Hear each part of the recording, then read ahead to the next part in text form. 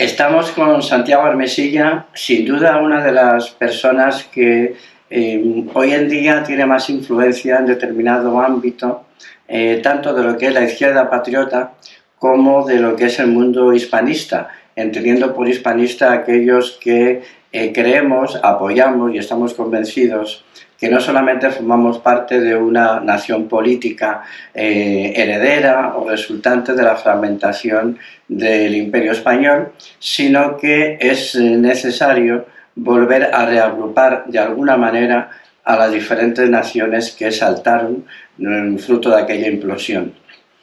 Santiago es ensayista, tiene varios libros.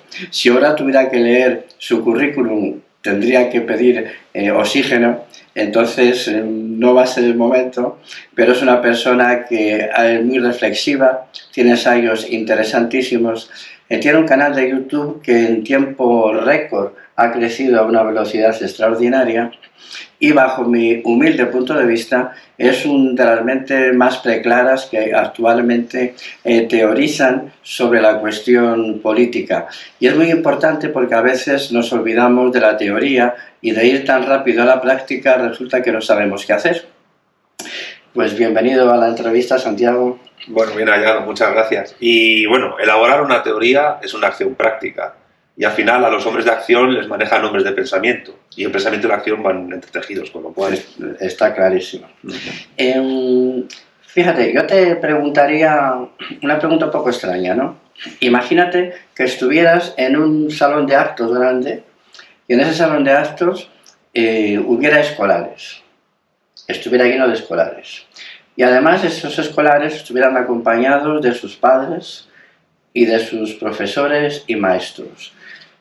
Y tú pasabas por la calle y alguien que te reconoció dijo: oye, Santiago, entra, que tenemos aquí un tiempo, y diles algo.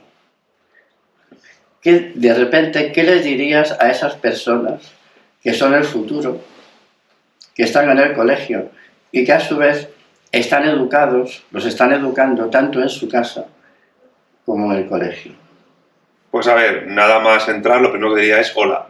Quiero decir, saludaría, que creo que es lo normal y lo educado. Y luego, una vez que esté ahí, pues observo el panorama, hablo un poco con los profesores, los padres y algún alumno que quiera, y a partir de ahí, si quieren que diga algo, yo me adapto al público que tengo delante y les suelto lo que sea adecuado para el momento y el público. Pero lo primero es entrar y observar, eso es lo fundamental. Bien. ¿Y no les dirías algo que no aprovecharías para eso que tú llevas en tu pensamiento, en tu proyecto, en tu forma de entender lo que debe ser el futuro político, conociéndote un poco, y no aprovecharías para decirles algo?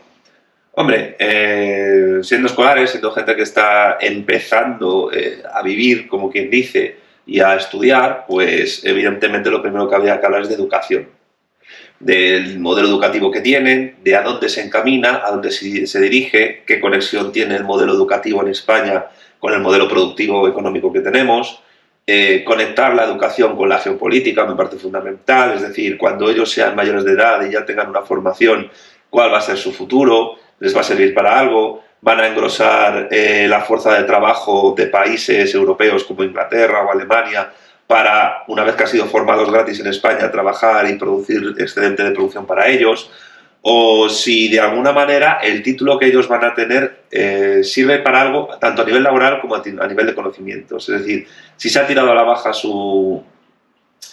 los conocimientos que tienen o no, es decir, en qué nivel están. Eso es lo fundamental. Y luego otra cosa importante, en la educación que se da, temario o al mismo tiempo pues una forma de enfocar el mundo, la vida y de posicionarte en el mundo. Porque al final la educación que se da en una nación conforma en gran medida el futuro que esa nación va a tener. Porque los ciudadanos de esa nación se empiezan a formar en la escuela.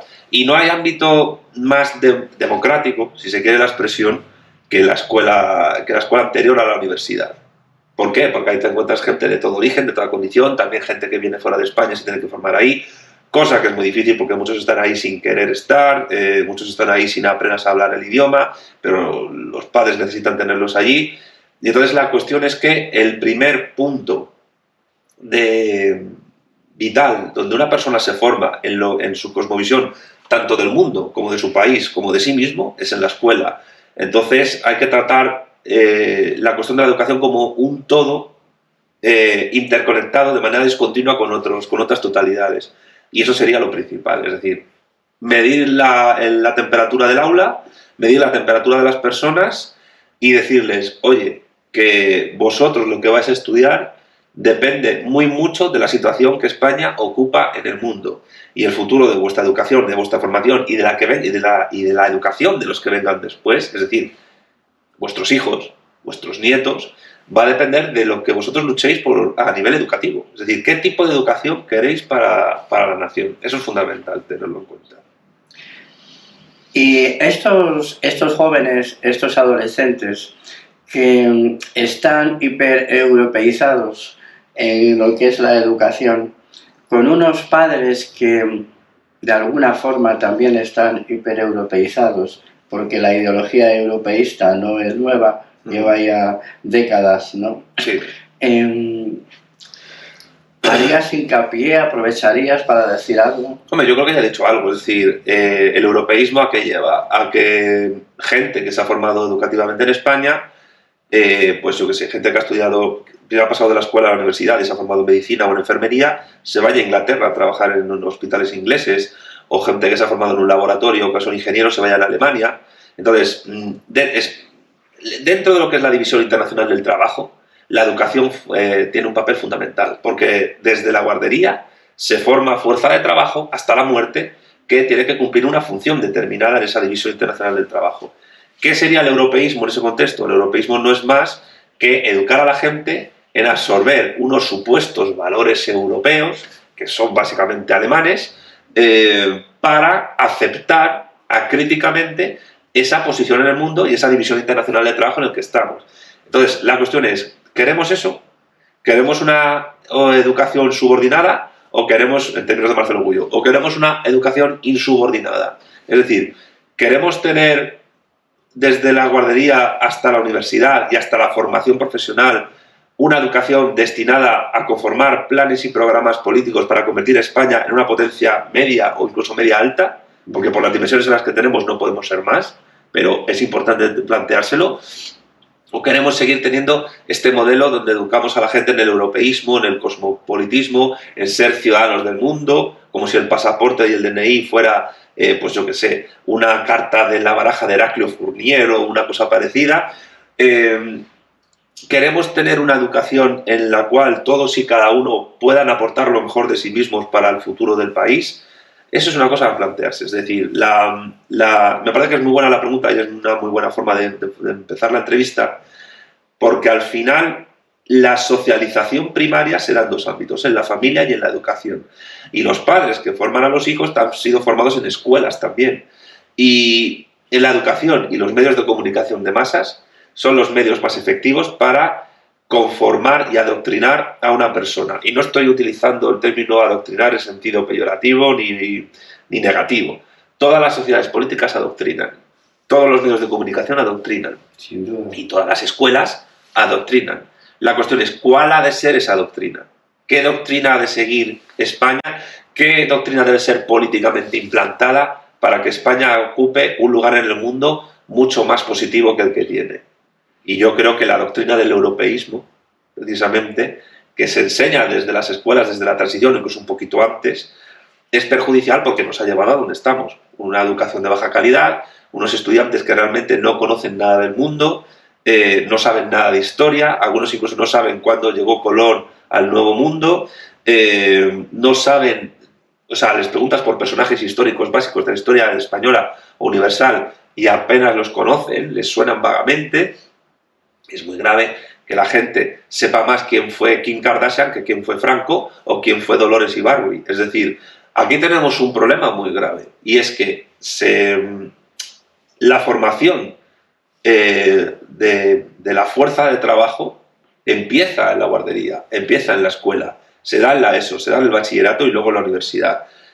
Te voy a contar una anécdota para no enrollarme. Es muy grave. Yo cuando estudié el máster de formación de profesor de bachillerato, nos enseñaron a hacer una liquidación y una nómina. Es muy heavy que en el bachillerato y en la universidad haya alumnos que no sepan cómo hacer una nómina, cómo leer una nómina o cómo hacer una liquidación de una empresa. Eso debería ser una formación básica, fundamental en bachillerato y en la universidad, porque es gente que luego va a trabajar. Y te pongo este ejemplo muy prosaico por no hablar de historia. Es decir, si tú no eres capaz de leer bien tu nómina, lo que te pagan, ¿cómo narices vas a poder reclamar tus derechos como trabajador?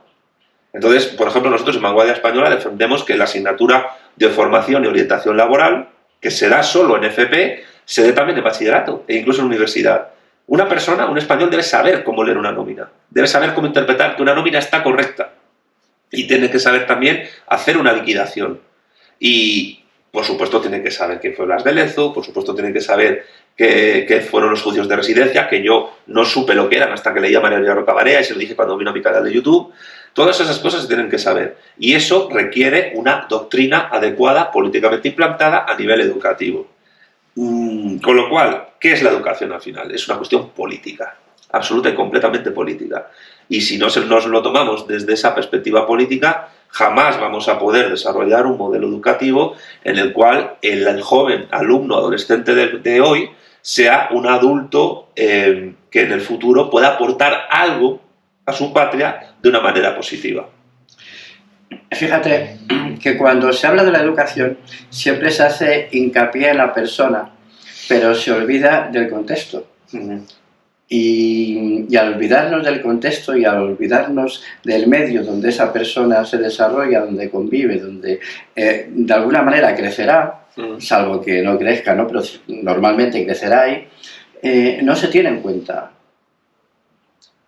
No se tiene en cuenta. Entonces, ¿qué ideología real, aunque no se manifieste como tal, establece los planes de educación? Yo creo que es una ideología mezcla de muchas cosas. Hay una mezcla entre europeísmo, hay una mezcla con progresismo e incluso con liberalismo, es decir, una educación muy individualista. Los planes educativos de bachillerato, la historia de España y la filosofía, que hay gente que dice, no, es que un adolescente no puede saber filosofía. No se trata de que aprenda a filosofar, se trata que aprenda la tradición filosófica que ha llegado a conformar una disciplina del conocimiento que es fundamental para poder tener una actitud crítica y hacer una exhaustiva y mejor búsqueda de la verdad. Eso se convierte en algo secundario y se prima pues lo que Marcuse llamaba la razón instrumental. ¿Y qué es la razón instrumental? Pues, por ejemplo, asignaturas como empresa e iniciativa emprendedora. ¿Por qué tienen tanto éxito los youtubers liberales? Porque ya se les adoctrina en el individualismo liberal de voy a hacerme emprendedor. Ya no es el gran empresario burgués clásico. Diego Fusaro dice, yo creo que acertadamente, que el capitalismo actual es postburgués y antiburgués. ¿En qué sentido? Porque la burguesía tradicional, pues, al menos tenía una idea nacional, tenía una idea de Estado-nación, de mercado nacional y de educación nacional, y apostaba por ello. Ahora lo que se está formando es una suerte de oligarquía financiera que tiende al cosmopolitismo, pero que se apoya a los estados para poder medrar y tener poder, y eso también hay que tenerlo en cuenta porque hay un quid pro quo. Y entonces a esa nueva oligarquía, que es una gran burguesía mucho más tocha, le trae sin cuidado esos valores nacionales, con lo cual choca con la burguesía industrial tradicional. Y claro, pues así te llegan pues, jóvenes chavales que dicen, no, yo soy un individuo políticamente soberano y si yo quiero me voy a Andorra a pagar impuestos y paso de pagar impuestos en España. Yo pago impuestos en España, bien orgulloso que estoy de hacerlo, a veces me dan un sablazo y a veces no tanto, pero también pues, yo gano mi dinero para ello, pero evidentemente tú cuando te vas a Andorra no te vas no sé, a una nube llena de unicornios, te vas a otro estado que es Andorra, que tiene sus planes y programas internacionales, que tiene sus alianzas internacionales y que actúa diplomáticamente como lo que es, como un estado, con lo cual al final el estado es ineludible. Y además, en las condiciones vitales en las que esos youtubers españoles se van a Andorra, son unas condiciones en las cuales no pueden salir del país tanto como quisieran, e incluso ya pues tendrían que digamos que socializarse un poco lo que es la cultura andorrana, que es mezcla de hispano-catalana con Occitana francesa. Entonces, yo creo que la ideología está clara. Es una ideología modernista barra posmodernista, individualista cada vez más y, entre comillas, diría postnacional. Postnacional, postburguesa y postnacional, postproletaria. Que en el fondo no es más que una falsa conciencia. Porque pensar que el emprendedor es el sujeto activo del futuro a nivel político y económico es no entender cómo funciona el mundo a nivel de la geopolítica, la geoeconomía, etc. Yo me acuerdo cuando ocurrió lo de la pandemia del COVID, independientemente de la valoración que se hiciera sobre aquello, el tenista Djokovic pues dijo, no, yo soy un individuo políticamente soberano y voy a jugar en el Open de Australia. Aquí de Australia le echó. Y no valoro la posición de él ni la de Australia. Es Estado 1, individuo políticamente soberano 0. Y claro, uno de los problemas que tiene la educación es que no se les enseña a la gente cómo funciona el mundo realmente. Cómo son las relaciones de poder, cómo son las relaciones internacionales, cómo es la política exterior, cómo hay una lucha a muerte por los recursos, por el espacio, por el control de la población, de la demografía, de la natalidad, que es una cuestión geopolítica, de la inmigración, que es una cuestión geopolítica también, de cómo hay una dialéctica de clases, de estados, de imperios, de religiones, etcétera, y que las religiones además se apoyan en estados para crecer. Una asignatura de historia de las religiones sería muy buena en España. No ya solo para aprender la religión propia del país, que es la católica, sino, oye, la gente tiene que saber lo que es el Islam, tiene que saber lo que es el hinduismo, tiene que saber lo que es el budismo, tiene que saber las diferencias dentro del Islam, las que hay, sunismo, chiismo, jarillismo, tiene que saber lo que son los protestantes, los ortodoxos, los católicos. Hace 20 o 30, 40 años o más, la educación en bachillerato era mucho más completa, era mucho más férrea, mucho más... te hablaba de lo que era el mundo sin tapujos. Estaba ideologizada, por supuesto, como todas lo están. Pero ahora llegan a la universidad entre algodones mediante un bachillerato donde se les ha tolerado que suspendan sin ningún tipo de problema y llegan a las carreras y al final es una extensión de la educación secundaria. Y la universidad es una educación especializada o supuestamente especializada, pero claro, las universidades están viviendo también su decadencia política y su decadencia educativa. Algo que nace en Estados Unidos y que se está implantando casi en el resto del mundo, porque hay otros países que no han caído todavía en eso. Pero con esto cierro. Al final, la educación escolar es una preparación para la educación superior. Incluso la formación profesional, porque la formación profesional en el fondo es una educación superior también. O sea, yo me he encontrado en FPs, donde yo he dado clase, gente con una preparación muchísimo más alta que la de muchos universitarios. Hay grados medios y superiores como comercio internacional que te da una noción del mundo espectacular, de cómo funciona todo. Y por tanto hay gente que ha hecho la FP que tiene un nivel increíble. Y además son técnicos de grado superior. O sea, no es moco de pavo. Sí, sí. Con lo cual, en el fondo, pues a mi respuesta hay una panorámica general, como no puede ser de otra manera, pero evidentemente, sin una educación nacional preparada para el corto, medio y largo plazo en un país, es imposible sacar lo mejor de cada ciudadano a nivel educativo y formativo. Y eso hay que hacerlo, pero claro, son programas a largo plazo que en un sistema donde lo que importa es cada 4 años quien gobierna y cada gobierno que llega cambia el plan educativo, pues vamos mal, que esa es otra. Desde Villar para sí, desde el comienzo de los 70, ¿cuántos cambios educativos, leyes educativas han cambiado en España? Un montón. Entonces hay una descompensación impresionante entre generaciones. Increíble. Eso tiene que acabar.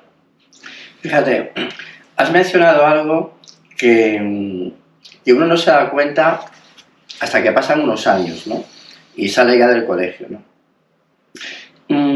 Yo recuerdo, y yo he ido a un colegio religioso. Yo fui a un colegio... Yo también. ¿Tú también? Sí. A un colegio de curas, ¿no? Y yo salí del colegio sin tener la más remota idea de qué peculiaridades tenía realmente la religión católica frente al Islam, frente a las diferentes ramas del protestantismo o frente al judaísmo. Ni idea. Mi amor por la filosofía me la introdujo precisamente un profesor de filosofía que tuve durante el colegio.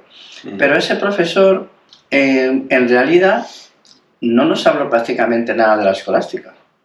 Idealismo alemán a tope. Sí. Muy sorprendente, encima estando en un colegio de curas católicos, ¿no? Y es muy curioso también que yo empecé a entender la importancia civilizatoria del catolicismo frente a otras religiones precisamente por un ateo, por Gustavo Bueno. O sea, yo a Gustavo Bueno le debo mucho, Sí. porque es cuando yo entendí algo que no había entendido, y claro, lo entendí al cabo de años. Muchos católicos le deben a Gustavo Bueno más que a propios católicos que tienen formación. Sí, yo te cuento esa experiencia porque además en el colegio nunca se entró en ello. Era como una cosa que se daba por hecha, sabida, no lo sé. El caso es que tú salías y sí, eras católico, pero no tenías claro tu aportación y lo que significaba la tradición católica desde el punto de vista civilizatorio. Sí. O sea, más allá de no se convirtieron, no hablamos de convertir, hablamos de lo que es el marco civilizatorio de... Pues yo creo que tiene un problema la Iglesia Católica dentro enorme. Y es que la Iglesia Católica ha tendido, ha sufrido un proceso de estar a la defensiva, no ya solo de otras religiones, sino del resto del mundo, como para no solo ya tener que justificar su existencia actual, sino a desconectar su existencia actual de su existencia histórica. Sí. Algo que no tiene ningún sentido cuando toda la tradición de la propia Iglesia Católica se ha fundamentado en su adaptación a las condiciones materiales que se encontraba. Es decir, estamos en este lugar, estamos en este contexto, ¿qué tenemos que hacer? Pues adaptarnos. ¿Cómo? Vamos a ponerlo por escrito. Y una vez que lo pongamos por escrito, y en base a la praxis, actuamos. Así lo hicieron en América, los misioneros españoles y de otras naciones que iban con España, etc. Pero ¿cuál es el problema? El problema es cuando la Iglesia Católica ha perdido o está perdiendo la parte más materialista que tiene, que es algo que decía Bueno, que consistía en esa adaptación y esa aplicación de la doctrina. Ahora se ocupa solo de cuestiones casi de fe, psicológicas, etcétera. Lo hablábamos ayer, ¿no?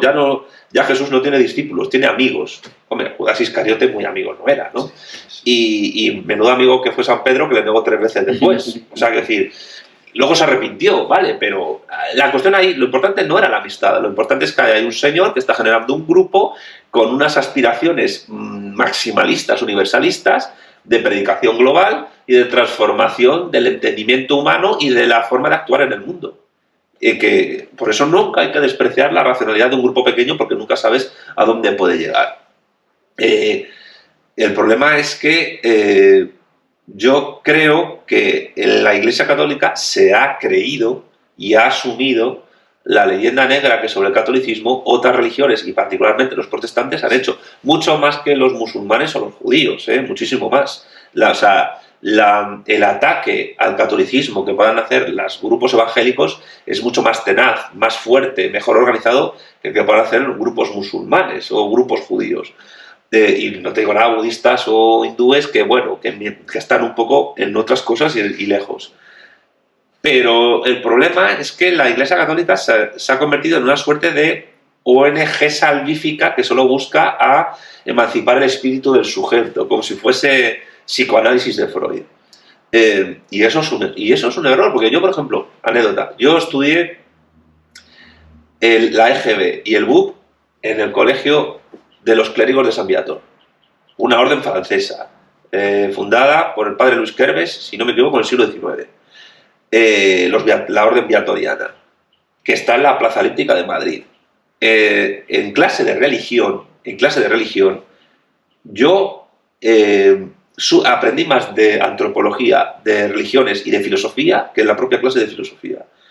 Yo tenía un libro de religión en segundo de BUP, que me encantaría encontrarlo, creo que lo tengo por ahí perdido en Ávila, donde por primera vez me hablaron del budismo, del hinduismo, del judaísmo y del islam, y del cristianismo y sus ramas. Y al mismo tiempo yo supe por primera vez en mi vida de Marx en ese libro de religión, porque tenían un tema que eran los filósofos de la sospecha, es decir, esos filósofos del siglo XIX que desde el ateísmo criticaban la idea de Dios y la religión, que eran básicamente 4: Feuerbach, Marx, Nietzsche y Freud. Y hablando de escolástica, que tú has mencionado, pues el tratamiento de los 4 autores era completamente escolástica, es decir, vamos a presentar todo lo minuciosamente que podamos el pensamiento de estos 4 señores y luego lo criticamos. Yo creo que fallaba en la crítica de los 4, pero los presentaba muy bien. Y recuerdo que Marx me encantó cómo lo presentaron y Nietzsche me abominó. Y sigo en esa línea, a pesar de Quintana Paz, que es súper nietzscheano. Y Freud, pues dije, oye, cuidado aquí. Y la cuestión es que ese rigor, que inercialmente lo continúa la Iglesia y sus instituciones educativas, pues no es que se pierda, pero queda en un segundo plano, porque ahora lo que importa es que la Iglesia sea una suerte de ONG en busca de subvenciones en competición con otras ONGs para poder tener la aprobación del Estado liberal socialdemócrata capitalista en el que estamos. Y creo que lo que le cuesta al catolicismo entender es que se trata de un credo y de una propuesta social precapitalista que le cuesta muchísimo adaptarse al mundo anglo-germánico protestante en el que Europa occidental y América y un poco Oceanía pues se ha visto hegemonizado. Y claro, ahí la Iglesia tiene un problema yo creo que triple, de identidad, de adaptación y de autocrítica de a dónde han llegado. Porque no es solo el Concilio Vaticano II el que les ha llevado a esta situación, que tampoco hay una ruptura doctrinal fuerte en ese concilio. Eso viene de mucho más lejos. Te puedes ir a la crítica de la infiltración modernista del siglo XIX, pero también te puedes ir en la respuesta a la reforma luterana. La contrarreforma no deja de ser una respuesta defensiva, donde necesariamente la propia Iglesia Católica ya va sentando las bases del mundo moderno, asumiendo la iniciativa luterana, aunque sea la contra, que es el mundo moderno pues de las naciones políticas, de los Estados-nación de la Paz de Westfalia y de la construcción de las culturas nacionales. Cuando el catolicismo medieval no es que esté construyendo culturas nacionales, sino que parte de una idea universalista de cultura en la cual la Iglesia es el filtro o el transmisor y también el protector. A pesar de que evidentemente en la Edad Media había conflictos entre estados y había sus cosas como siempre han ocurrido. Pero esa vocación universalista del catolicismo se ha perdido o se ha transformado, mejor dicho, en una vocación de ONG. Es decir, que ahora la Iglesia Católica, en términos de Gustavo Bueno, yo diría que están en un espacio extraño entre la derecha extravagante y la izquierda indefinida, donde te puedes encontrar gente que dice, no, nuestro reino no es de este mundo, lo que vamos a hacer es portarnos bien con todos y ya está, y que cada uno llegue a Dios por sus propias vías, que en el fondo es un espíritu protestante, y al mismo tiempo pues vamos a actuar, a ayudar a los pobres y a los menesterosos, pues yo qué sé, dándoles comida de vez en cuando, haciéndoles talleres, misioneros, que yo no digo que sea algo importante, pero yo me he encontrado con gente que se dice muy católica actualmente, tanto progre como conservadora, porque está esa ambivalencia, que el tema de la doctrina social de la Iglesia es que ni está ni se la espera. Y entonces digo, yo que soy marxista, es decir, hay una propuesta social, hay una propuesta socioeconómica incluso. No es que se tome partido por una en concreto, pero dice, oye, nosotros defendemos que existan sindicatos de trabajadores y que se les representen. Nosotros defendemos que se genere un cierto bienestar y la defensa del bien común. Nosotros estimamos que, vale, la propiedad privada puede existir, pero está subordinada al bien común y al final, como todos los bienes de la naturaleza son creación de Dios, él se lo da en propiedad para la gestión racional a los hombres. ¿Dónde está todo eso? Te encuentras en los progresistas una vocación más de ONG voluntarista que otra cosa dentro del catolicismo, y en los conservadores pues están más preocupados por cuestiones morales, éticas y batalla cultural, que además es un término protestante que yo odio, porque es la idea de la Kulturkampf de Bismarck, que hace precisamente contra el Centrum católico en Alemania. ¿Cómo es posible que los conservadores católicos hayan asumido la idea de batalla cultural que es luterana? Ahí es donde se ve que la hegemonía no la tienen ellos. Y yo cuando entrevisté a Juan Manuel de Prada en mi canal, él dijo una cosa muy interesante. Dice, vale, el católico está en contra del aborto y defiende la vida, pero una vez que el sujeto ha nacido, ¿qué pasa? sea, que le den. Es decir, que se busque la vida, que se muera de hambre o lo que haga falta. Entonces, el problema es que el liberal conservador católico ha asumido los preceptos del liberalismo económico y el desarrollo de la persona y la ayuda desde el Estado, desde la sociedad política y también desde la sociedad civil al desarrollo personal se ha abandonado completamente. A un liberal conservador estaría en contra de los sindicatos católicos y existen sindicatos católicos todavía que defienden los derechos de los trabajadores, tienen sus abogados sindicales y tal. Entonces, el catolicismo como fenómeno histórico, como fenómeno social, la Iglesia está a la defensiva, está en regresión y no se está dando cuenta de que ha sido, y esto conecta mucho con el tema de la educación también, no se da cuenta de que es la propia estructura económica de la modernidad lo que les ha llevado a esa situación, porque no han sabido adaptarse ni pueden adaptarse a un mundo donde el individualismo más atroz y el egoísmo más supuestamente racional, que diría Ayn Rand, se ha convertido en el motor del bienestar social, el orden espontáneo, la mano invisible, el equilibrio general de los neoclásicos, que en el fondo no es más que una secularización de la idea de Dios vía los mercados. Claro, eso ya, yo diría que eso ya supone un poco una herejía. Fíjate, yo como católico, ¿no? Siento que el ámbito católico ha olvidado el concepto de comunidad. Totalmente. Y eso es gravísimo. Y no solo el católico, también las izquierdas lo han abandonado, porque han sustituido una comunidad nacional, incluso un universalismo, por comunidades identitarias, selectivas, donde el sujeto va construyendo su identidad en base a lo que en el mercado se encuentra. Ahí estamos con el mismo problema. Sí, y entonces, pero fíjate que precisamente el catolicismo, que fue comunitario, absolutamente comunitario, totalmente, o sea, se crea en comunidad, ¿no? Y la Iglesia es precisamente, ¿no?, la congregación, ¿no? Ha penetrado tanto el individualismo, ¿no? Que al final hemos aceptado esa idea extravagante del pacto social, que es una cosa... Claro. Vamos, que no tiene ninguna justificación de nada más que ideológica, ¿no? Para tratar de explicar por qué la gente se unió. La gente se unió porque siempre vivió unida, o sea, si no, no podía vivir. Claro. ¿No? Incluso para poder procrear necesitas estar unido y cuidar a la prole. Si no, la familia es una comunidad. Claro, si no, ¿qué vas a hacer? ¿No?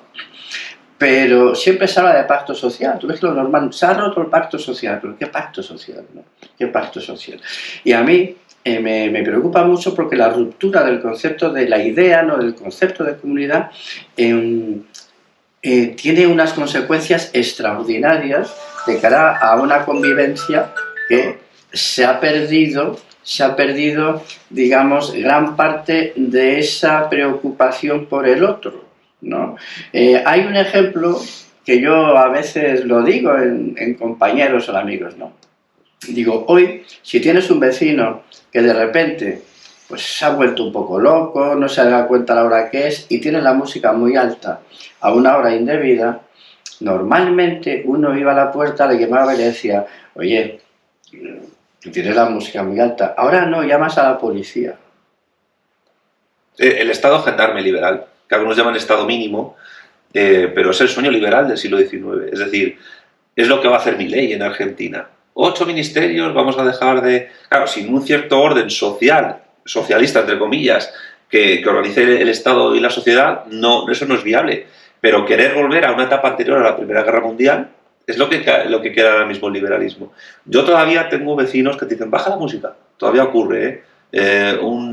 Me llamó la atención hace poco un barrendero que trabaja de noche y tal.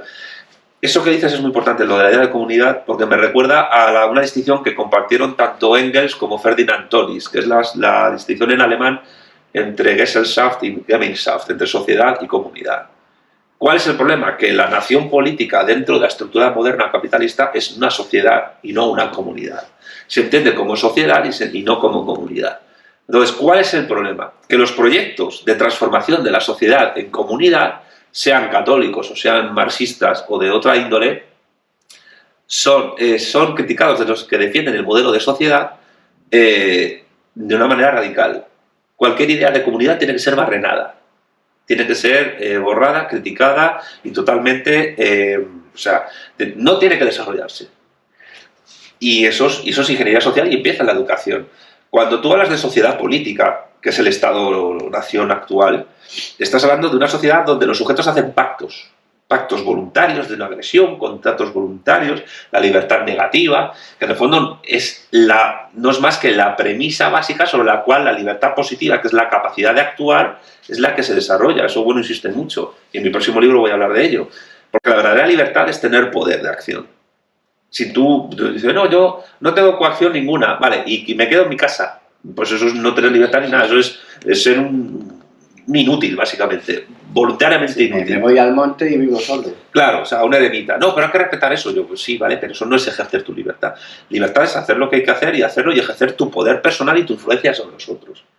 Es más libre un rico que un pobre, es más libre un imperio que un estado subordinado. Pero eso se olvida porque lo que importa es una sociedad donde se hacen pactos, contratos, que en el fondo no es más que una derivación individualista de la falsa idea de Rousseau del contrato social, que nunca ha existido ningún contrato social. Entonces, ¿cuál es el problema actual que tenemos? Que no hay una propuesta de idea de comunidad que supere la idea de sociedad. Que todavía algunos católicos y algunos marxistas lo tienen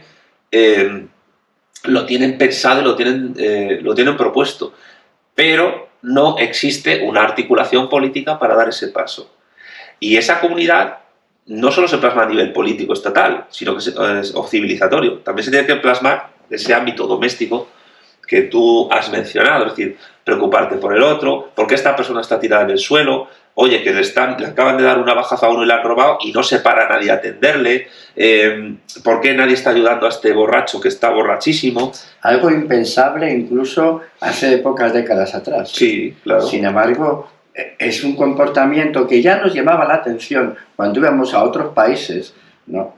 Y decíamos, pero si ahí te mueres y nadie se preocupa por ti. Claro. Y resulta que ahora hasta las propias instituciones del poder te dicen, si usted a alguien que está mal no lo toque, llame automáticamente, no lo toque, lo tengo ahí. No, si te va a pegar el SIDA, claro, o algo. No. Entonces, las propias instituciones promueven ese no lo toco. Hombre, en el mismo momento en que tú ves como en la planificación urbana de una gran ciudad, en los bancos de la calle o debajo de un puente empiezan a poner pinchos para que un indigente no se tumbe ahí a dormir, ya te estás dando cuenta de que están impidiendo la visualización del que lo está pasando mal, del pobre, para que no se le ayude, para que no se actúe comunitariamente con él. Es decir, que como la predestinación calvinista se ha secularizado, se piensa que el pobre es pobre porque es idiota, porque es vago, porque no ha hecho lo que tenía que hacer, y cuando las circunstancias que pueden llevar a una persona a la pobreza son múltiples, familiares, laborales, psicológicas, pero se piensa que debe ser la caridad del filántropo, como si estuviésemos en la Inglaterra victoriana, la que tiene que actuar de cara a la ayuda del prójimo. Lo que decía Milei todo el rato, el liberalismo es el respeto irrestricto al proyecto de vida del prójimo. Oye, ¿por qué narices tengo yo que respetar el proyecto de vida del prójimo si yo sé racionalmente que ese proyecto de vida le lleva a la autodestrucción, al desengaño y a la desconexión con la comunidad? ¿Por qué narices es más racional el respeto irrestricto a la voluntad de alguien? Y en tercer lugar, ¿por qué ese pacifismo individualista es más racional que incluso la acción violenta sobre la transformación social para que ese proyecto de vida no sea perjudicial para la persona y para los otros? Porque a veces una acción violenta es más racional que un pacto voluntario pacífico. Y a veces un piquete sindical para modificar unos contratos laborales es mucho más racional que el respeto al contrato voluntario, en el cual lo único que se hace es una reformulación de la esclavitud de toda la vida. El problema es ese, el problema de nuestro tiempo. Tú has dado en el clavo. El problema de nuestro tiempo es que ya no hay articulado, y se pretende que no exista articulado en nuestras sociedades, un proyecto fuerte de comunidad que pase de la sociedad a la comunidad, porque las palabras no son inocentes. No es lo mismo una sociedad que nos retrotrae a una empresa que una comunidad donde el apoyo mutuo es mucho más fuerte. Sin duda. Y ese es uno de los grandes retos que tenemos a partir de este momento. Fíjate, en el mundo católico estaba tan arraigado el concepto de ayuda mutua que tú que has estado en Argentina, Sí. y yo he vivido allí, es muy emocionante ver cuando te contaban que la inmigración española prácticamente lo primero que comenzó a hacer para ayudarse fue crear mutualidades. Sí. Mutualidades de socorros mutuos. Sí. O sea, eso y hospitales. Y curiosamente los italianos, hospitales. Es decir, hay un sentimiento ahí, ¿no?, de ayuda, ¿no? Y no solamente ya de ayuda de que tú fueras a casa de uno y le dijeras, oye, ¿me puedes prestar no sé qué, no? Sino crear algo organizado que pudiera servir de ayuda mutua a los que llegaban, ¿no? Eso te transmite un sentimiento de comunidad que se va diluyendo, ¿no? Eso sí, pero esa disolución está teledirigida desde el poder político y mediático y económico internacional o pretendidamente transnacional. La primera comunidad básica del ser humano es la familia. Y la familia se está barrenando. Alicia Melchor, a nuestro materialismo político ha aportado una idea que es fundamental, que es la del sujeto hidropónico. El que sepa un poco cómo funciona la agricultura y sepa lo que es la hidroponía va a entender el asunto. Es decir, ahora la hidroponía supone plantas donde se crían, se mantienen sin ningún tipo de raíz real, natural con el suelo. ¿Qué es un sujeto hidropónico? Pues es un sujeto, pues ¿cómo se llama este? El hombre que teletrabaja moviéndose por el mundo, ciudadano global, que no echa raíces en ningún lado, ni a nivel de familia, ni a nivel de pareja, ni a nivel de amigos, ni a nivel de clase, ni a nivel de sindicato, ni a nivel de comunidad organizada, ni a nivel nacional, etc. Es decir, es un sujeto que desde los 16 hasta los 60 años tiene que ser socialmente joven, activo, productivo y sobre todo que no tenga nada por lo que luchar. Porque cuando tú no tienes una comunidad a tu alrededor básica, no tienes nada por lo que luchar. Cuando tú eres un individuo aislado, políticamente soberano, que firma contratos voluntarios, lo único que tienes que hacer es firmar esos contratos, dar tumbos por el mundo, echar un kiki de vez en cuando y tomarte una pinta con alguien con el que te hablas por WhatsApp o por redes sociales. Nada más que eso. Cuando yo fui a Argentina, pues había comunidades de chat de gente más o menos joven que vivía en la ciudad y que quedaba pues para conocerse. Pero claro, ahí, más allá de eso, los lazos sociales son efímeros. Son efímeros porque el ser humano es hipersocial, pero no en el sentido de rayos, en un sentido mucho más profundo y necesita echar lazos de alguna manera. El problema es que ideológicamente y laboralmente, socioeconómicamente, tecnológicamente, esos lazos no pueden ser demasiado profundos, no pueden ser demasiado fuertes, porque unos lazos, esto también lo dice Juan Manuel de Prada. Cambiando un poco de tercio, tú tienes un proyecto que son las vanguardias. No es un proyecto mío, es un proyecto colectivo. De acuerdo. Ese proyecto de la vanguardia española y otras vanguardias con otros nombres, pero que tienes alrededor o están alrededor de Hispanoamérica, ¿por qué son necesarios? Porque, bueno, nosotros lo que defendemos es que haya una vanguardia, una organización por cada nación, no solo hispana, iberófona. Nosotros consideramos que la iberofonía, que es el conjunto de naciones, pueblos y territorios que en el mundo hablan español y portugués, que son las dos únicas lenguas universales a grandes rasgos mutuamente comprensibles. Esto lo desarrolla Friciano Álvaro Durantes Prados, que es el pionero de esto de una manera fenomenal en sus ensayos. Es en sí una civilización no reconocida como tal a nivel intercontinental. Y entendemos que la recuperación de una idea de comunidad en esa civilización que tiene un molde culturalmente católico y que tiene su cuna en la península ibérica, en Asturias precisamente, porque la cuna de España y de Portugal es Asturias, es el reino de Asturias y luego el reino de León. El fundador los digo siempre, el fundador de Oporto fue un noble asturiano, Guimara Pérez, con lo cual Asturias es la cuna de una civilización entera. Pero ese molde ibérico católico ha entretejido de una manera muy singular a lo amerindio precolombino y a lo africano subsahariano.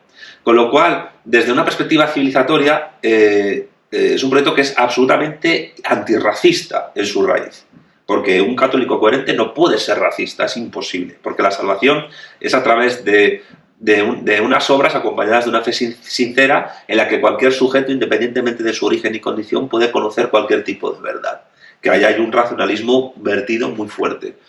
La cuestión es que, para poder dar carpetazo a este mundo capitalista anglo-germánico protestante, hegemonizado por el mundo anglosajón, y en menor medida a nivel filosófico por Alemania, pues eso solo se puede hacer desde una gran plataforma continental. Porque nosotros desde el materialismo político sostenemos que los grandes modos de producción históricos y de circulación y de intercambio se han implantado a través de imperios. Fue el imperio británico y de una manera mucho más perfeccionada el imperio estadounidense el que implantó el capitalismo. Un capitalismo que a nivel geopolítico a los países católicos les ha costado muchísimo adaptarse. Y eso, que es en la Baja Edad Media católica, donde las primeras formas sociales capitalistas nacen. Pero el impulso a ese capitalismo lo da la Reforma Protestante. Hay una transformación total del do ut des católico desde una perspectiva individualista, calvinista, que no está en su origen. Y el do ut des es uno de los fundamentos del comercio, evidentemente. Siempre ha habido comercio y siempre habrá, pero una cosa es el comercio y otra cosa es el mercado. Lo que ha hecho el capitalismo es convertir el mundo en, como diría Marx, en el capital en un inmenso arsenal de mercancías, que es arsenal en tiempos de guerra y es almacén en tiempos de paz. Y la guerra es la política por otros medios y la política es la guerra por otros medios. Entonces, nosotros consideramos que, siguiendo el ejemplo chino, China se concibe a sí misma no solo como un mero Estado-nación, que también, sino como un Estado-civilización de 1.400 millones de personas y se consideran el imperio del centro. Ellos han hecho una cosa muy, muy curiosa, que es entretejer el marxismo con el confucianismo, con una tradición filosófica semi-religiosa y espiritual milenaria, con altas dosis de materialismo también, a la cual el marxismo les ha servido como una herramienta de esa consolidación civilizatoria. No han subordinado la civilización china al marxismo, sino que han puesto el marxismo al servicio de la civilización milenaria. Y eso es una cosa que nosotros en las vanguardias defendemos. No subordinar a la hispanidad al marxismo, sino poner al marxismo a través del materialismo político al servicio de la hispanidad y al servicio de la iberofonía. Es una diferencia fundamental que tenemos con otros grupos de inspiración de tipo soviético, que es un proyecto fenecido y que no compartimos. Entonces, ¿por qué es fundamental las vanguardias? Porque entendemos que para poder dar carpetazo al capitalismo anglosajón y poder avanzar a un mundo postcapitalista donde se pase de la sociedad a la comunidad, eso solo se puede hacer a lo grande, desde una plataforma geopolítica y geocultural o más o menos homogénea, con sus diversidades, por supuesto, que además está en la frontera del corazón del núcleo del capital anglosajón, que es en los Estados Unidos. Por eso en el libro mío, Iberofonía y Socialismo, hay países que son fundamentales en esto. Brasil es fundamental por su conexión entre la América española y el África iberófona, por supuesto. La península ibérica lo es, el mundo andino, América Central, el cono sur, Argentina, la desembocadura, la cuenca del Río de la Plata es un lugar fundamental a nivel geopolítico de la iberofonía, porque conecta 5 capitales de estados: Brasilia, Asunción, Sucre, que es cocapital con La Paz en Bolivia, Montevideo y Buenos Aires. Y además la ciudad más poblada y poderosa de la iberofonía, que es Sao Paulo, está en esa cuenca del Río de la Plata. Pero el gran enemigo geopolítico del mundo anglosajón, de Estados Unidos, no es realmente ni Rusia ni China.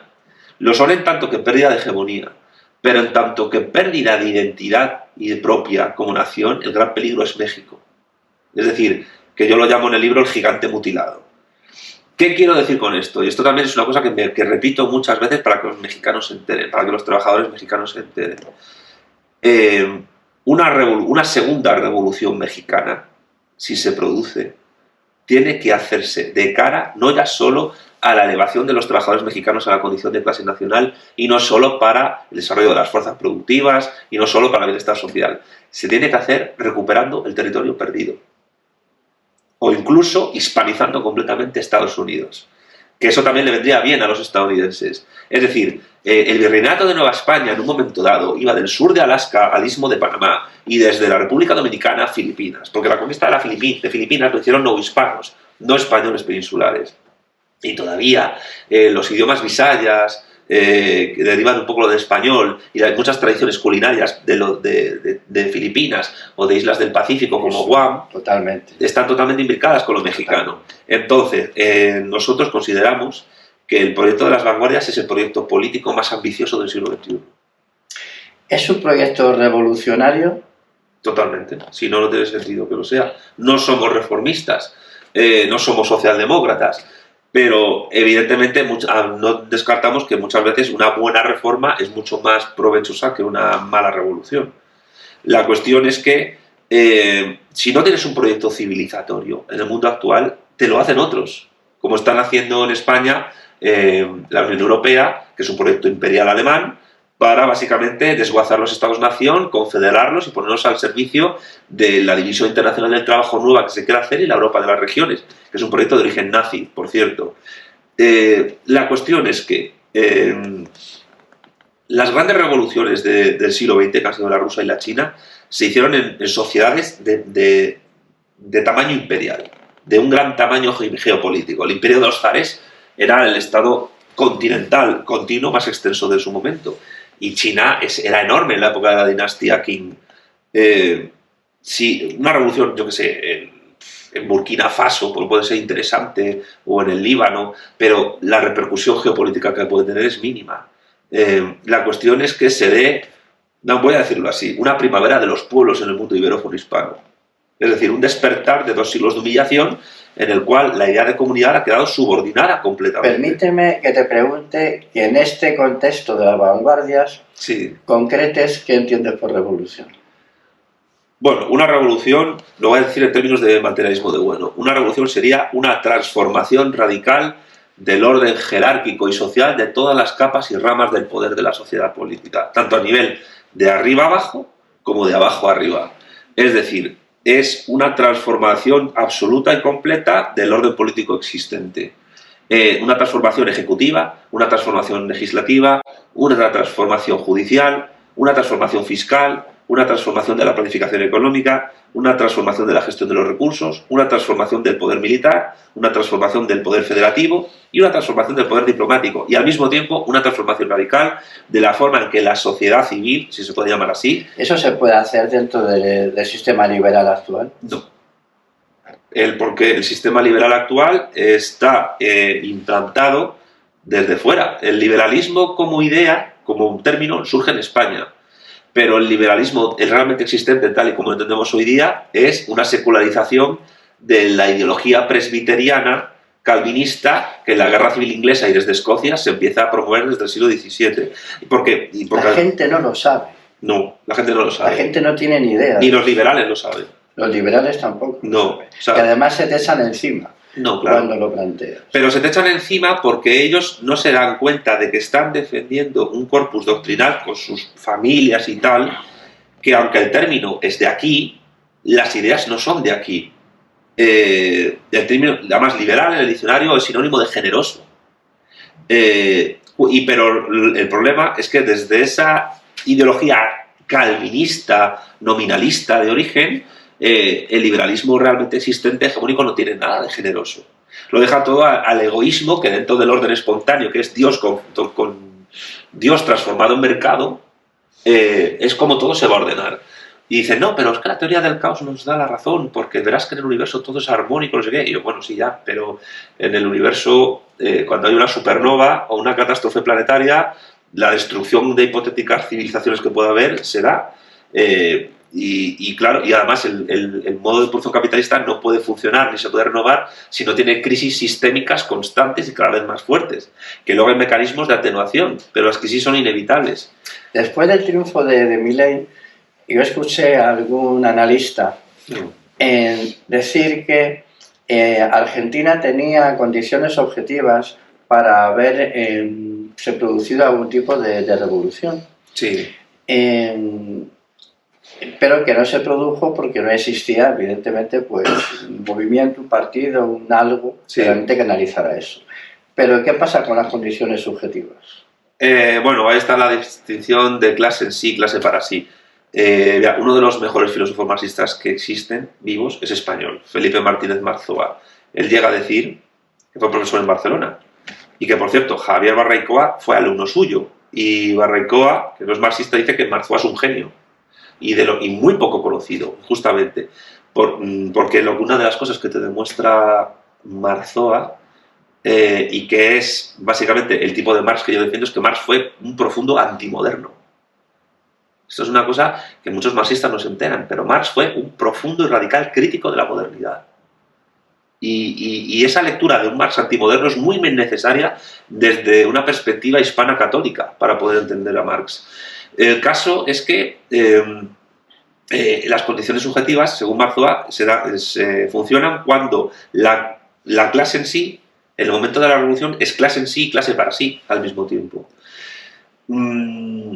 Argentina ha optado por un señor que va a provocar un shock económico, que ya han anunciado ellos y Macri que los primeros 6 meses va a ser brutal, que la convertibilidad al dólar va a durar unos 2 años, donde además, para poder acceder al poder, un señor que tiene un proyecto anarcocapitalista ha pactado con la derecha tradicional liberal, con Macri, que es la gran burguesía argentina, donde se están poniendo ministros de Juntos por el Cambio, donde todos tienen que transigir para hacer un proyecto de construcción, con perdón, de la estructura económica argentina, para básicamente subordinarla más a lo que está, a los poderes que están en retirada del mundo. Es decir, ¿qué es Javier Milei? Javier Milei es el penúltimo episodio de aplicación en Hispanoamérica de la doctrina Monroe.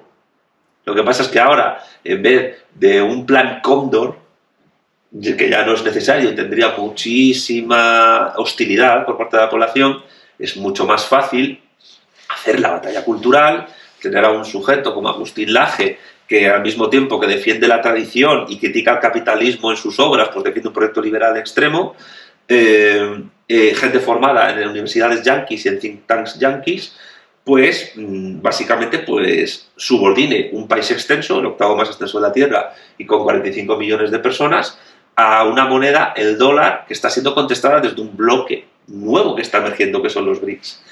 El fenómeno Milei es pura Segunda Guerra Fría.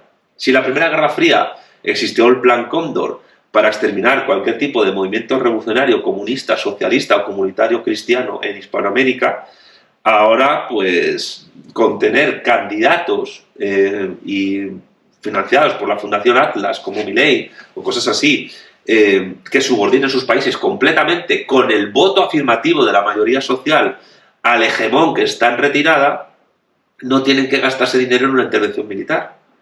Entonces, Milei vende una revolución cuando realmente lo que está haciendo Milei es una contrarrevolución preventiva en Argentina.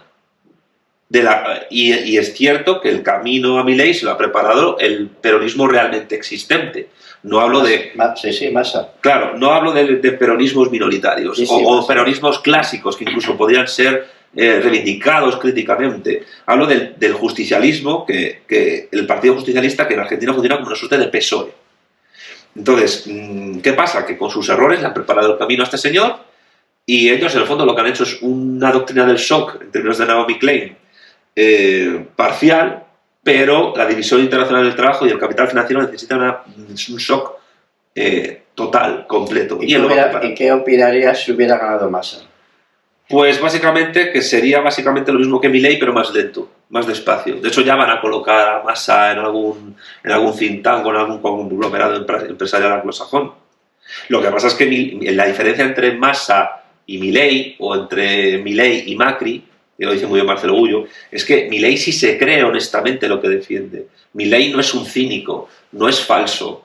Milei es un convencido fanático del proyecto sociocultural y antropológico de la escuela austríaca, que es una ideología en sí misma, que entiende que la economía política es una ciencia parecida a la física y que, por tanto, todo lo que no sea aplicar las recetas austríacas, a lo mejor mezcladas con neoclasicismo, es ir en contra del orden natural, que además es una perversión de la idea de ley natural del cristianismo, porque el justnaturalismo austríaco, aunque Mises no lo era, es contrario al justnaturalismo cristiano-católico.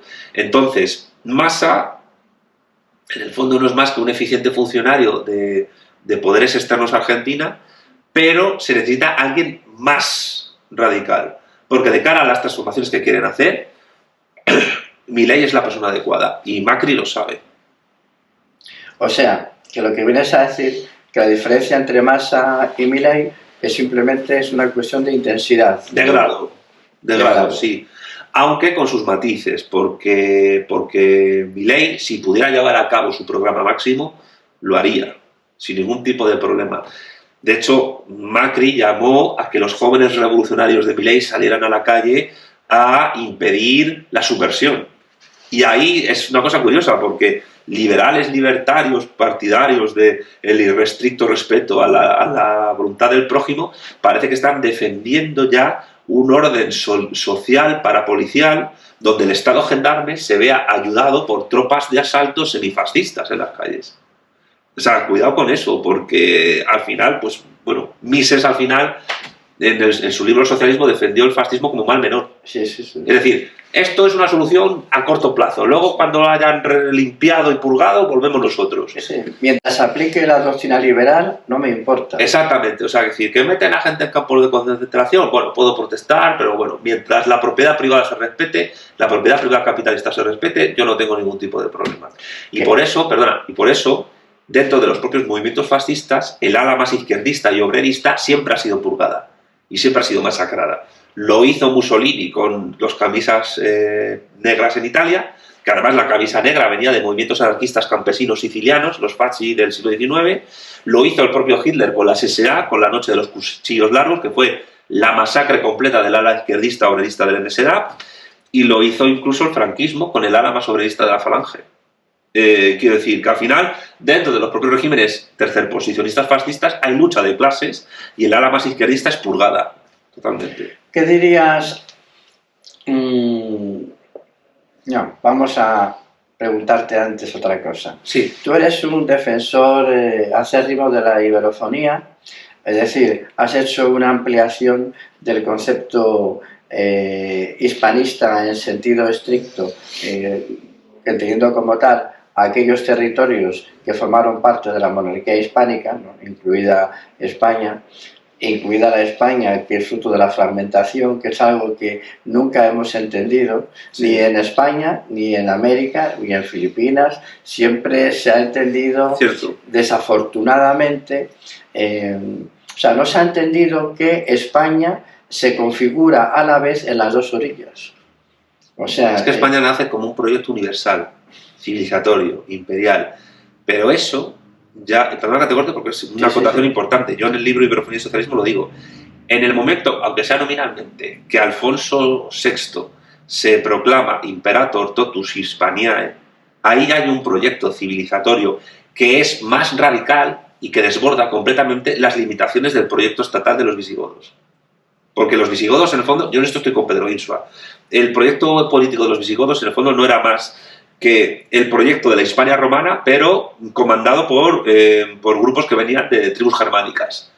¿Qué es España? España es un proyecto de civilización universal que se construye contra el Islam, que es otro proyecto de civilización universal también. Pero este es contrario. Es decir, que la reconquista es algo mucho más importante que una cruzada, que es una mera cruzada, que es ir a Tierra Santa a defender los santos lugares. No, es un proyecto de recubrimiento del orbe entero para instaurar una monarquía católica universal. Eso ya es un proyecto que para la mentalidad medieval en el que nace es totalmente revolucionario. Y por eso José Carlos Mariátegui dice que la conquista de América no deja de ser o una cruzada o una continuación de la reconquista.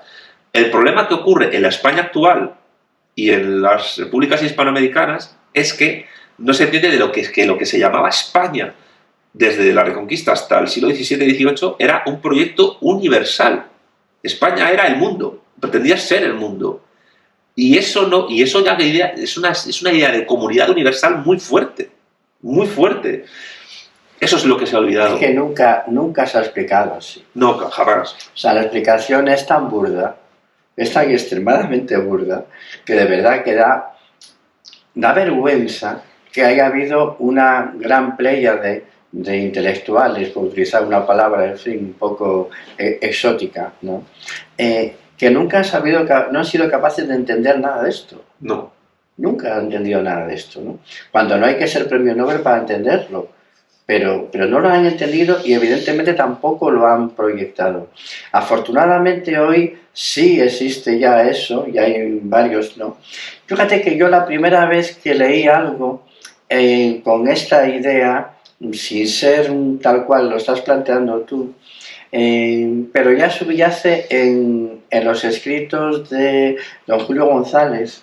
Él ya entiende, y ha sido a él, digo en mi caso, no digo que hubiera sido el primero, pero al que yo le escuché y leí decir, no éramos de España, éramos España, ¿no? Ya sin entrar en el proyecto universal, que evidentemente es ahí, ¿no? Pero de alguna manera la diferencia de ser propiedad a formar parte de ello ya te lo está diciendo. Ya te lo está diciendo. O sea, es un ortograma que llega y todo lo que agarra lo va integrando. Lo va integrando y vas formando lo que es una civilización. Sí, una civilización en el sentido más fuerte de la palabra, un imperio generador, que diría, bueno, es que nosotros no solo somos herederos del Imperio Romano, es que somos herederos de Alejandro Magno y de Macedonia, que llevó Grecia hasta la raíz de Asia, hasta el Valle del Indo. En la película de Oliver Stone hay una escena muy potente en la cual los soldados griegos que iniciaron el avance con Alejandro hacia Oriente se quejan de las condiciones en las que están, de que no ven a sus esposas, y Alejandro les contesta, bueno, idos, os daremos un montón de dinero, un montón de comidas, de reservas, pero ¿cómo vais a explicar a vuestras mujeres la cantidad de mujeres asiáticas con las que os habéis acostado y habéis tenido hijos, mestizos y tal? Y les llega a decir, no me importa si os vais. Yo he penetrado en Asia y si tengo que avanzar, seguiré avanzando con mis asiáticos.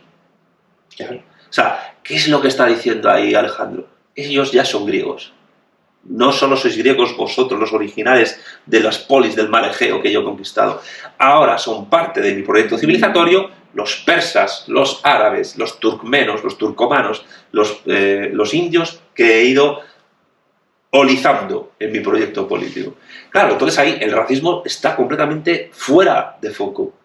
La cuestión es, oye, que la construcción de una civilización conlleva contar con gente de todo tipo de color de piel. Y porque eso ya es una idea de comunidad muy fuerte también. Con lo cual, ¿qué es España? España también es, o fue, la plasmación a nivel de modernidad alternativa frente a la capitalista que triunfó, llevar a Alejandro Magno más allá del océano. Nosotros somos herederos de Alejandro y evidentemente también somos herederos de Octavio Augusto, de Trajano, de todo eso. Pero esa idea de civilización universal que el cristianismo católico y el comunismo soviético han tenido, porque no deja de ser la tercera Roma, Rusia, pues es algo que ya no lo tiene ningún tipo de grupo, ni siquiera los chinos. Los chinos, su rollo es... ¿No te importa? Explica lo de la tercera Roma para los que no... Bueno, a ver, es que ha habido muchos estados que se han llamado a sí mismos tercera Roma, ¿no? Esto es una crítica a la idea de Occidente. La primera Roma era la pagana, la segunda Roma era la cristiana donde estaba el papado. La tercera Roma, pues hay varios estados que se llaman a sí mismos la tercera Roma. Uno de ellos fue el Imperio Otomano, y también se llama a sí mismo la tercera Roma porque Estambul no deja de ser Constantinopla y Bizancio, para ellos la tercera Roma era musulmana, pero para los rusos la tercera Roma es la ortodoxa. La ortodoxa. Entonces, ¿qué pasa? Que cuando se construye la Comintern, que es la tercera internacional, no deja de ser una herencia laica materialista, entre comillas, del proyecto de la tercera Roma rusa, incluso a una escala mucho mayor que la que podían desarrollar el Imperio de los Zares a través de la transformación del mundo en una suerte de pequeño anexo de la URSS. Y claro, la cuestión es, oye, ¿España podría considerarse una suerte de tercera Roma? Es una cosa a discutir también históricamente, pero yo creo que eso ya es cuestión de filósofos de la historia, sobre todo. A lo mejor ahora mismo a mí no me compete decirlo. Pero la idea de una tercera Roma es muy interesante porque ya conlleva una suerte de visión, de cosmovisión a futuro, de lo que una civilización tiene que hacer. Y los otomanos, nos guste o no, lo asumieron. Y los rusos, nos guste o no, también lo asumieron. Entonces, ¿qué hace España? España lleva a Roma y a Grecia a América y lo entreteje con lo africano y lo amerindio precolombino en una mixtura y una culturación no exenta de violencia, pues que todas las civilizaciones se construyen violentamente. Pero claro, a ver, es que Hernán Cortés, todo parto es doloroso. Hernán Cortés es el hombre que parió México, México moderno. Les guste o no a los mexicanos. Es el padre de la patria. Esto lo dice Zunzunegui constantemente y es verdad. El mural mexicano que mejor expresa esto es el encuentro de dos culturas, donde sale un soldado español y uno mexica, fusionándose al mismo tiempo que se clavan una espada el uno al otro. Fue un parto doloroso, pero todos los partos son así. No, pero fue... Si nos quitamos los prejuicios modernos, sí, es algo extraordinario. O sea, fue algo literalmente extraordinario. Impresionante. Yo, fíjate, para entender un poco lo que cada uno ha sido, lo que cada uno fue, hay que recurrir al modelo de paz que cada uno estableció, ¿no? Sí. Ahí es donde realmente ves lo que es cada uno, ¿no? Sí. Entonces, la Pax Hispánica no tiene nada que ver con la que puede ser la Pax Francesa en África, o la Pax Británica, y ni siquiera la Pax estadounidense. Todo lo que sucede hoy en día en Oriente es consecuencia de esa Pax que de Pax tuvo poco, pero claro. Bueno, las Pax, ya sabes, bueno, tú que eres Gustavo Bonista, pues como yo, pues es el orden establecido por el ganador. Entonces, claro, ese orden es muy importante, ¿no? Y tú ves que Francia no fue ni siquiera capaz, una vez que se retira se retira territorialmente, aunque sigue ahí, ¿no?, con su bota financiera, no fue ni siquiera capaz de conseguir que los diferentes pueblos fueran capaces de convivir. O sea, los pueblos africanos. Entonces, hay problemas internos entre los propios pueblos africanos porque ni siquiera Francia se preocupó de eso. Y una cosa importante, además de España, es que no simplemente el mestizaje fue entre el español de Europa y el amerindio o el africano. No, es que entre ellos mismos se mezclaron. Sí, claro, y se promovió esa mezcla. Es un éxito extraordinario. Claro. Dio lugar a mestizos, mulatos, zambos, y claro, eso es digamos que es el gran elemento étnico mayoritario en el mundo hispano iberófono, es esa mezcla, es el mestizo. También ocurrió en Brasil, lo que pasa es que el proceso de esclavitud en Brasil fue mucho más fuerte, de hecho fueron los campeones de la esclavitud en América. Lo que pasa es que cuando Francia llega a África, no entremezcla a los árabes con la población del Sahel, ni con los guineanos, ni con los subsaharianos, y incluso les mantiene sus religiones. No llegaron es verdad que no llegaron al extremo de lo que hicieron los anglosajones o los alemanes en Namibia, pero evidentemente España también tiene una diferencia muy fuerte, y es que implanta una religión, que hay gente que en sentido modernista anticatólica se queja. No, es que nos implantaron una religión, el rollo este de Galeano, no, nos enseñaron la Biblia y nos ocultaron que esto era nuestro. ¿Qué va? Si el trabajo comunitario que hubo a partir de las misiones y con los indios fue mucho más intenso que antes. Hubo una idea de comunidad mucho más extensa desde el norte de América hasta el sur que no se tenía antes porque eran pueblos incomunicados. Pero voy a hacer una ucronía. Si España hubiera conquistado el norte de África, el Islam hubiera sido barrido completamente. De ahí, de hecho, incluso si lo hubiera hecho Portugal, cuando Portugal conquista Ceuta, que todavía conserva Ceuta, el escudo portugués, los navegantes portugueses tenían la intención de llegar a la Meca y profanar la tumba a Medina y profanar la tumba de Mahoma, porque ellos habían completado, entre comillas, su reconquista, porque habían llegado al Algarve y estaban como locos por llegar allí. Lo que pasa es que luego pues, la navegación de cabotaje y el comercio les llevó a otras cosas, ¿no? Las feitorías y tal. Pero, y el avance de Colón hacia el Nuevo Mundo, cuando no contaban con que ese Nuevo Mundo estuviese allí, y los vikingos llegaron antes, pero no descubrieron nada, porque el contexto de descubrimiento y el de justificación lo hizo España. Entonces es como decir, no, es que este se acostó con tu mujer antes, hace 30 años, y yo, sí, pero es mi mujer y no la suya. O sea, que me da igual que la del Virgara. El tío ni se enteró y ahora está por ahí perdido de la mano de Dios. O sea, esto es igual. Pues la idea era llegar a Japón y a China y tomar a los turcos por la espalda. Porque los turcos, los otomanos, habían taponado el comercio de la ruta de la seda mediante la conquista de Constantinopla. Y ya antes de que eso ocurriera, Castilla, todavía no España, Castilla, esos son los episodios medievales más interesantes del siglo XV, mandó una expedición que fue contada por Ruy González de Clavijo en el famoso texto de la embajada a Tamerlán, por la cual varios diplomáticos y clérigos castellanos se fueron a Asia Central a hablar con Tamerlán, que era un emperador musulmán, heredero de los mongoles, que estaba en contra de los turcos también y de los árabes. Lo que pasa es que esa embajada no llegó a mucho porque Tamerlán murió prematuramente.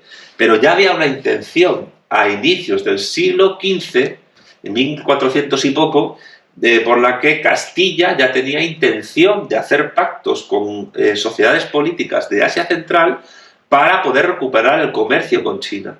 Porque China siempre fue un centro comercial fundamental del mundo antiguo. Y lo sigue siendo. Del mundo mundial ahora, me valga la redundancia. Entonces, ya en el proyecto de España de llegar a Asia está el proyecto de luchar contra el Islam. Y es más, yo sostengo una tesis fuerte que creo que esta entrevista va a ser la primera vez que lo digo. Pero lo digo abiertamente con toda la crudeza y la fuerza del asunto. América se construye como tal contra el Islam. Sí. O sea, la América española, y la portuguesa y las otras, pero toda la América española, es una construcción civilizatoria hecha también contra el Islam, contra el modelo social musulmán. Y por eso es una bendición que apenas haya musulmanes en América, no son conscientes del peligro que sería implantar la Sharia en cualquier lugar del mundo, porque sería básicamente acabar con su forma de vida completamente. Imagínate, se acabarían los carnavales de Río de Janeiro, se acabarían las murgas en Buenos Aires, se acabaría la forma de socializar que tienen los hispanos en el Caribe completamente. Para ir concluyendo una entrevista que podía durar muchas horas. Yo estoy encantado, Muchas horas. Algo fundamental en el mundo actual en que vivimos, ¿no? Tú has defendido la necesidad de crear un polo de poder hispánico, ¿no? Ahora lo plantea desde un aspecto más amplio que es la iberofonía, ¿no? Sí.